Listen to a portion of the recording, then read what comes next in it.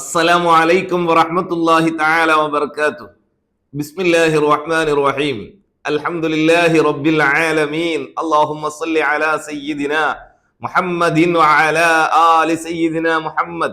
പ്രിയപ്പെട്ടവരെ, വിശുദ്ധമായ സുന്ദരമായ ഒരു പ്രഭാതം പടച്ച റബ്ബ് നമുക്ക് സുന്ദരമായ ഒരാഴ്ചയുടെ തുടക്കം കൂടി നൽകിയിരിക്കുകയാണ്. അല്ലാഹു സുബ്ഹാനഹു വ തആല അനേകായിരം ദിവസങ്ങളും പ്രഭാതങ്ങളും പ്രദോഷങ്ങളും നൽകി അള്ളാഹു നമ്മെ സന്തോഷിപ്പിക്കുമാറാവട്ടെ.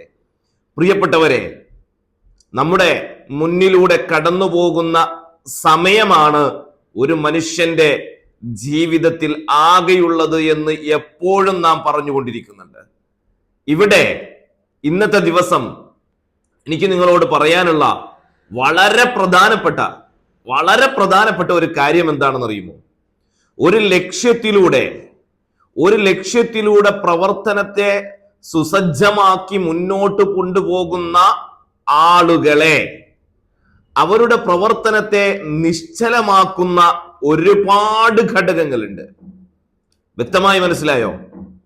ഒരു ലക്ഷ്യത്തോടുകൂടി പ്രവർത്തനത്തെ കൃത്യപ്പെടുത്തി ചിട്ടപ്പെടുത്തി മുന്നോട്ട് കൊണ്ടുപോകുന്നവർ, അവരുടെ പ്രവർത്തനത്തെ നിശ്ചലമാക്കുന്ന ധാരാളം കാര്യങ്ങളുണ്ട്. അത് കൃത്യമായി നാം മനസ്സിലാക്കി അടയാളപ്പെടുത്തി ഇന്ന കാര്യങ്ങളാണ് എൻ്റെ പ്രവർത്തനത്തെ നിശ്ചലമാക്കുന്നത് എന്ന് തിരിച്ചറിഞ്ഞു കഴിഞ്ഞാൽ തീർച്ചയായിട്ടും നമുക്ക് ആ കാര്യത്തെ മാറ്റി നിർത്തി മുന്നോട്ട് പോകാൻ പറ്റും. അതിൽ വളരെ പ്രധാനപ്പെട്ട ഒരു കാര്യമാണ് നാം എപ്പോഴും പറയുന്ന ഒരു കാര്യം. ആ കാര്യമാണ് ഇന്നലകളെ ഓർക്കുകയും വരാൻ പോകുന്ന നാളുകളെ കുറിച്ചുള്ള ഭയവും നമ്മുടെ പ്രവർത്തനത്തെ നിശ്ചലമാക്കും. ഒന്ന്, കഴിഞ്ഞുപോയ സമയങ്ങളെക്കുറിച്ചുള്ള നിരാശ വളരെ പ്രധാനപ്പെട്ട കാര്യമാണ്. നോക്കൂ, നാം ഒരു പ്രവർത്തനവുമായി മുന്നോട്ടിറങ്ങി കുറെ കാര്യങ്ങളും കുറെ കെട്ടുകളുമൊക്കെയായി നമുക്ക് പ്രവർത്തനം സുഗമമായി മുന്നോട്ട് കൊണ്ടുപോകാൻ കഴിയാതെ വരുമ്പോ ഒരു വേള നാം ഇരുന്ന് ചിന്തിക്കും, സമയമൊക്കെ മുന്നോട്ട് പോയല്ലോ, എന്റെ കയ്യിൽ നിന്ന് സമയമൊക്കെ പോയല്ലോ അല്ലേ? അങ്ങനെയുള്ള ചിന്തകൾ, ഒന്ന്, അതിനെ എങ്ങനെ ഓവർകം ചെയ്യണം? രണ്ട്, വരാൻ പോകുന്ന കാലഘട്ടത്തെ കുറിച്ചുള്ള ഭയം. എനിക്ക് വിജയിക്കുമോ? നേടിയെടുക്കാൻ കഴിയോ? ഞാൻ ഈ പ്രവർത്തിച്ചിട്ടൊക്കെ എന്തെങ്കിലും ഒരു ഗുണമുണ്ടാകുമോ? നാം ഇന്ന് ചർച്ച ചെയ്യുന്ന ടോപ്പിക് അതാണ്. എൻ്റെ പ്രിയപ്പെട്ടവരെ, ഇവിടെ നാം വളരെ വ്യക്തമായി കൃത്യമായി മനസ്സിലാക്കണം, ഒരു മനുഷ്യന്റെ ഊർജത്തെയും ഒരു മനുഷ്യന്റെ ജീവിതത്തെയും അവന്റെ സമയത്തെയും ഹലാക്കാക്കി ഇല്ലാതാക്കാൻ വേണ്ടിയിട്ട്, നശിപ്പിക്കാൻ വേണ്ടിയിട്ട് കൃത്യമായി പ്രവർത്തനത്തെ ആസൂത്രണം ചെയ്യുന്നത് ശൈത്താനാണ്, പിശാചാണ്. നാം എല്ലാവരും മനസ്സിലാക്കി വെച്ചിരിക്കുന്നത് പിശാചിന്റെ കുൽസിത പ്രവർത്തനങ്ങൾ എന്ന് പറയുന്നത് നമ്മളെ കൊണ്ട് മോശത്തരം ചെയ്യിപ്പിക്കുക എന്നുള്ളതാണ്. എങ്കിൽ ആ ധാരണയാണ് നാം തിരുത്തേണ്ടത്. ആ ധാരണ നാം തിരുത്തണം. വിശുദ്ധ ഖുർആൻ ലോക ജനതയോട് കൃത്യമായി അടിവരകളിട്ട് പറയുന്നുണ്ട്. ശൈത്താനിന്റെ സ്വഭാവം, ശൈത്താനിന്റെ പ്രവർത്തന രീതി എന്താണെന്ന് അറിയുമോ? ശൈത്താനിന്റെ പ്രവർത്തന രീതി അശ്ശൈത്താനു യഇദുകുമുൽ ഫഖ്റ.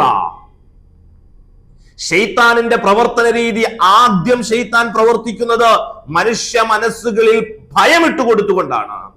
അശ്ശൈത്താനു യഇദുകുമുൽ ഫഖ്റ. ആവർത്തിച്ച് ശൈത്താൻ ഓർമ്മപ്പെടുത്തിക്കൊണ്ടേയിരിക്കും, നീ ഇങ്ങനെ പ്രവർത്തിച്ചാൽ നിനക്ക് ചിലപ്പോൾ വിജയം കണ്ടെത്താൻ കഴിഞ്ഞില്ലെങ്കിലോ, നിനക്ക് നഷ്ടങ്ങളാണ് സംഭവിക്കുന്നതെങ്കിലോ എന്ന വരാൻ പോകുന്ന കാലഘട്ടത്തെ കുറിച്ച്, വരാൻ പോകുന്ന നമ്മുടെ മുമ്പിലേക്ക് എത്താൻ പോകുന്ന ഓരോ സമയത്തെ കുറിച്ചും കൃത്യമായി ഭയം നമ്മുടെ ഉള്ളിലേക്ക് ശൈത്താൻ ഇട്ടുതരും എന്ന് വിശുദ്ധ ഖുർആൻ പഠിപ്പിക്കുന്നുണ്ട്. എന്റെ പ്രിയപ്പെട്ട സഹപ്രവർത്തകരെ, വരാൻ പോകുന്ന സമയത്തെ കുറിച്ച് നമ്മുടെ ഉള്ളിൽ ഭയമുണ്ടോ? വരാൻ പോകുന്ന സമയത്തെക്കുറിച്ച് നമ്മുടെ ഉള്ളിൽ നിരാശയുണ്ടോ? അത് ശൈത്താൻ നമ്മളെ നശിപ്പിക്കാൻ വേണ്ടി ഇട്ട് തന്നതാണ് എന്ന കൃത്യമായ ധാരണയും ബോധവും നമുക്കുണ്ടാകണം. വരാൻ പോകുന്ന സമയത്തിന്റെ ഉത്തരവാദിത്വം ഏറ്റെടുത്തിരിക്കുന്നത് പ്രപഞ്ചാധികാരിയായ പടച്ച റബ്ബാണ്. ആ റബ്ബ് പറഞ്ഞത് എന്താ? ലാ തഖ്നതു മിൻ റഹ്മത്തില്ലാ. എന്റെ ഔദാര്യം നിങ്ങളെ പൊതിയുന്നതിൽ നിന്ന് നിങ്ങൾ ഒരിക്കലും ആശ വെടിയരുത് ട്ടോ. ആശ വെടിയരുത്. ഒരു മനുഷ്യനെ നശിപ്പിക്കാൻ വേണ്ടി കച്ചകെട്ടി ഇറങ്ങിയിരിക്കുന്ന പിശാച് ആദ്യം ചെയ്യുന്ന പണി വരാൻ പോകുന്ന സമയത്തെക്കുറിച്ചുള്ള ഭയാനകത നമ്മുടെ മനസ്സിന്റെ ഉള്ളിലേക്ക് ഇട്ടുതന്ന് നമ്മളെ നിഷ്ക്രിയമാക്കുകയാണ് ചെയ്യുക. ഇത് തിരിച്ചറിയണം. നമ്മെ നശിപ്പിക്കാൻ, നമ്മുടെ പ്രവർത്തനത്തെ ഇല്ലാതാക്കാൻ വേണ്ടി ആദ്യമായി ശൈത്താൻ നമ്മുടെ മനസ്സിലേക്ക് ഇടുന്നത് പ്രവർത്തിച്ചത് കൊണ്ട് കാര്യമുണ്ടോ? ലഭിക്കൂല മോളെ, ലഭിക്കൂല എന്ന ചിന്തയാണ് ശൈത്താൻ ആദ്യമായി നമ്മുടെ ഉള്ളിലേക്ക് ഇട്ടുതരുന്നത് എന്ന് വിശുദ്ധ ഖുർആൻ ആവർത്തിച്ച് നമ്മളെ പഠിപ്പിക്കുന്നുണ്ട്. മറന്നു പോകരുത്, ഈ അധ്യായം മറന്നു പോകരുത്. വരാൻ പോകുന്ന ഭാവിയിലെ അപകടങ്ങൾ നേരത്തെ നമ്മളിലേക്ക് ഇൻസൈറ്റ് തന്നുകൊണ്ടിരിക്കുന്നത് ശൈത്താനാണ്. മറിച്ച് ഭാവിയെക്കുറിച്ച് കൃത്യമായി സുന്ദരമായ പ്രതീക്ഷയോടെ മുന്നേറലാണ് പ്രപഞ്ചാധികാരിയായ അള്ളാഹു പറഞ്ഞിരിക്കുന്നത്. എന്ന് മാത്രമല്ല പരിശുദ്ധ ഹബീബ് സല്ലല്ലാഹു അലൈഹി വസല്ലമ തങ്ങൾ പഠിപ്പിക്കുന്നു, ഇന്ന് ലോകം അവസാനിക്കുമെന്ന് നിങ്ങൾക്ക് തീർച്ചയായിട്ടുണ്ടെങ്കിൽ, നിങ്ങൾക്ക് ഇന്ന് ലോകം അവസാനിക്കുമെന്ന് ഉറപ്പ് കിട്ടിയിട്ടുണ്ടെങ്കിൽ പോലും നിങ്ങൾ ഒരു വൃക്ഷത്തൈ നടണം കേട്ടോ. നിങ്ങൾ ഒരു വൃക്ഷത്തൈ നടണം. ഇത് ചെയ്തിട്ട് കാര്യമില്ലല്ലോ എന്ന് ചിന്തിച്ച് മാറി നിൽക്കലല്ല വേണ്ടത്. നിങ്ങളുടെ ലക്ഷ്യത്തിലേക്ക് വേണ്ട ചുവടുവെപ്പുകൾ അവസാന ശ്വാസം